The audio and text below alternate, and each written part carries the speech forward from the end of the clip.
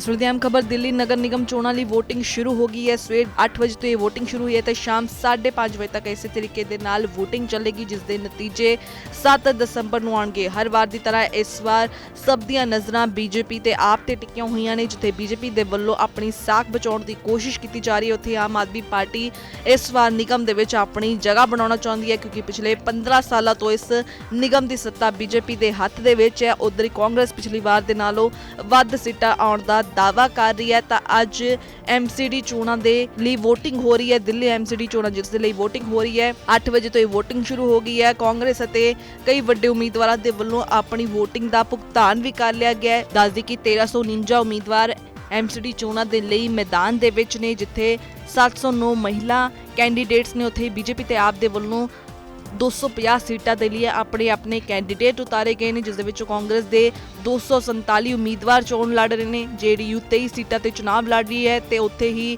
AIMIM ਦੇ 15 candidate ਉਤਾਰੇ ਗਏ ਨੇ। BSP ਦੇ ਵੱਲੋਂ 174, NCP ਨੇ 29, ਇੰਡੀਅਨ ਮੁਸਲਿਮ ਲੀਗ ਨੇ 12, communist party of India CPI ਨੇ 3, ਆਲ ਇੰਡੀਆ ਫਾਰਵਰਡ ਬਲਾਕ ਨੇ 4। ਇਸ ਤੋਂ ਇਲਾਵਾ ਸੱਪਾ ਤੇ ਲੋਕ ਜਨਸ਼ਕਤੀ ਦੇ ਵੱਲੋਂ ਇੱਕ ਸੀਟਾਂ ਤੇ ਆਪਣੇ ਕੈਂਡੀਡੇਟ ਉਤਾਰੇ ਗਏ ਨੇ। ਇਸ ਤੋਂ ਇਲਾਵਾ 382 ਨਿਰਦਲੀਏ ਕੈਂਡੀਡੇਟ ਨੇ ਜੋ ਇਸ ਵਾਰ ਦਿੱਲੀ MCD ਚੋਣਾਂ ਦੇ ਵਿੱਚ ਲੜ ਰਹੇ ਨੇ। 13,638 ਮਤਦਾਨ ਕੇਂਦਰਾਂ ਤੇ VOTING ਹੋਵੇਗੀ। ਚੁਣਾਵ ਆਯੋਗ ਦੇ ਵੱਲੋਂ ਪੂਰੀ ਦਿੱਲੀ ਦੇ ਵਿੱਚ ਕੇਂਦਰ ਬਣਾਏ ਗਏ ਨੇ। ਲਗਭਗ 1 ਲੱਖ ਕਰਮਚਾਰੀਆਂ ਨੂੰ ਤਾਇਨਾਤ ਕੀਤਾ ਗਿਆ। ਫੋਰਸ ਦੀ ਸੁਵਿਧਾ ਲਈ 68 ਮਾਡਲ ਮਤਦਾਨ ਕੇਂਦਰ, 68 ਪਿਕ ਮਤਦਾਨ ਕੇਂਦਰ ਬਣਾਏ ਗਏ ਨੇ। ਇਸ ਪੋਲਿੰਗ ਬੂਥਾਂ ਤੇ ਕੁੱਲ 40,000 ਜਵਾਨ ਤਾਇਨਾਤ ਕੀਤੇ ਗਏ ਨੇ। ਚੋਣਾਂ ਲਈ 56,000 EVM ਮਸ਼ੀਨਾਂ ਦਾ ਇਸਤੇਮਾਲ ਕੀਤਾ ਜਾ ਰਿਹਾ ਹੈ। ਬੂਥਾਂ ਦੇ ਚੁਣਾਵਾਂ ਲਈ ਪਾਰਦਰਸ਼ੀ ਤਰੀਕੇ ਦੇ ਨਾਲ ਚੋਣ ਹੋਣ, ਇਸ ਲਈ CCTV ਵੀ ਲਗਾਏ ਗਏ ਨੇ। MCD ਚੋਣਾਂ ਦੇ ਮੱਦੇਨਜ਼ਰ ਦਿੱਲੀ ਦੇ ਲਾਜਪਤ ਨਗਰ, ਗਾਂਧੀ ਨਗਰ, ਕ੍ਰਿਸ਼ਨਾ ਨਗਰ, ਕਮਲਾ ਨਗਰ, ਕਰੋਲ ਬਾਗ ਸਮੇਤ ਸਾਰੇ ਥੋਕ ਤੇ ਖੁਦਰਾ ਬਾਜ਼ਾਰ ਬੰਦ ਰਹਿਣਗੇ। ਸਵੇਰ 4 ਵਜੇ ਤੋਂ ਹੀ ਮੈਟਰੋ ਸੇਵਾਵਾਂ ਨੂੰ ਬੰਦ ਕਰ ਦਿੱਤਾ ਗਿਆ ਹੈ। ਸਾਰੀਆਂ ਲਾਈਨ ਸਵੇਰੇ 4 ਤੋਂ 6 ਵਜੇ ਤੱਕ ਹਰ ਅੱਧੇ ਘੰਟੇ ਦੇ ਵਿੱਚ ਮੈਟਰੋ ਮਿਲੇਗੀ। 6 ਵਜੇ ਤੋਂ ਬਾਅਦ ਨਾਰਮਲ ਫ੍ਰੀਕੁਐਂਸੀ ਜਾਰੀ ਹੋ ਜਾਵੇਗੀ। ਚੋਣਾਂ ਦੇ ਵਿੱਚ M2 EVM ਮਸ਼ੀਨ VOTING ਦੇ ਲਈ ਯੂਜ਼ ਕੀਤੀ ਜਾ ਰਹੀ ਹੈ। ਤਾਂ ਦਿੱਲੀ MCD ਚੋਣਾਂ ਦੇ ਲਈ VOTING ਸ਼ੁਰੂ ਹੋ ਗਈ ਹੈ। ਸ਼ਾਮ 5:30 ਵਜੇ ਤੱਕ ਇਹ VOTING ਰਹੇਗੀ, ਜਿਸ ਦੇ ਨਤੀਜੇ 7 ਦਸੰਬਰ ਨੂੰ ਆਉਣਗੇ।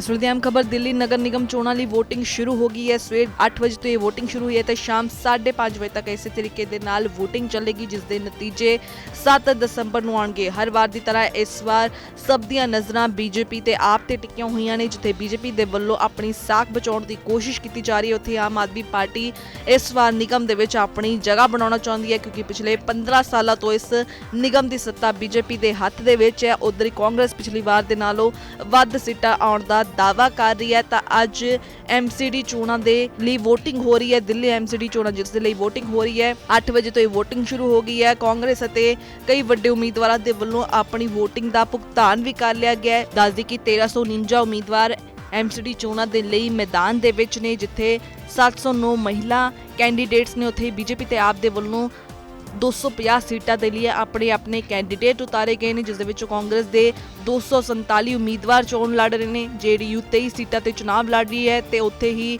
AIMIM ਦੇ 15 ਕੈਂਡੀਡੇਟ ਉਤਾਰੇ ਗਏ ਨੇ। BSP ਦੇ ਵੱਲੋਂ 174, NCP ਨੇ 29, ਇੰਡੀਅਨ ਮੁਸਲਿਮ ਲੀਗ ਨੇ 12, communist party of India CPI ਨੇ 3, ਆਲ ਇੰਡੀਆ ਫਾਰਵਰਡ ਬਲਾਕ ਨੇ 4। ਇਸ ਤੋਂ ਇਲਾਵਾ ਸੱਪਾ ਤੇ ਲੋਕ ਜਨਸ਼ਕਤੀ ਦੇ ਵੱਲੋਂ ਇੱਕ ਸੀਟਾਂ ਤੇ ਆਪਣੇ ਕੈਂਡੀਡੇਟ ਉਤਾਰੇ ਗਏ ਨੇ। ਇਸ ਤੋਂ ਇਲਾਵਾ 382 ਨਿਰਦਲੀਏ ਕੈਂਡੀਡੇਟ ਨੇ ਜੋ ਇਸ ਵਾਰ ਦਿੱਲੀ MCD ਚੋਣਾਂ ਦੇ ਵਿੱਚ ਲੜ ਰਹੇ ਨੇ। 13,638 ਮਤਦਾਨ ਕੇਂਦਰਾਂ ਤੇ VOTING ਹੋਵੇਗੀ। ਚੁਣਾਵ ਆਯੋਗ ਦੇ ਵੱਲੋਂ ਪੂਰੀ ਦਿੱਲੀ ਦੇ ਵਿੱਚ ਕੇਂਦਰ ਬਣਾਏ ਗਏ ਨੇ। ਲਗਭਗ 1 ਲੱਖ ਕਰਮਚਾਰੀਆਂ ਨੂੰ ਤਾਇਨਾਤ ਕੀਤਾ ਗਿਆ। ਫੋਰਸ ਦੀ ਸੁਵਿਧਾ ਲਈ 68 ਮਾਡਲ ਮਤਦਾਨ ਕੇਂਦਰ, 68 ਪਿਕ ਮਤਦਾਨ ਕੇਂਦਰ ਬਣਾਏ ਗਏ ਨੇ। ਇਸ ਪੋਲਿੰਗ ਬੂਥਾਂ ਤੇ ਕੁੱਲ 40,000 ਜਵਾਨ ਤਾਇਨਾਤ ਕੀਤੇ ਗਏ ਨੇ। ਚੋਣਾਂ ਲਈ 56,000 EVM ਮਸ਼ੀਨਾਂ ਦਾ ਇਸਤੇਮਾਲ ਕੀਤਾ ਜਾ ਰਿਹਾ ਹੈ। ਬੂਥਾਂ ਦੇ ਚੁਣਾਵਾਂ ਲਈ ਪਾਰਦਰਸ਼ੀ ਤਰੀਕੇ ਦੇ ਨਾਲ ਚੋਣ ਹੋਣ, ਇਸ ਲਈ CCTV ਵੀ ਲਗਾਏ ਗਏ ਨੇ। MCD ਚੋਣਾਂ ਦੇ ਮੱਦੇਨਜ਼ਰ ਦਿੱਲੀ ਦੇ ਲਾਜਪਤ ਨਗਰ, ਗਾਂਧੀ ਨਗਰ, ਕ੍ਰਿਸ਼ਨਾ ਨਗਰ, ਕਮਲਾ ਨਗਰ, ਕਰੋਲ ਬਾਗ ਸਮੇਤ ਸਾਰੇ ਥੋਕ ਤੇ ਖੁਦਰਾ ਬਾਜ਼ਾਰ ਬੰਦ ਰਹਿਣਗੇ। ਸਵੇਰ 4 ਵਜੇ ਤੋਂ ਹੀ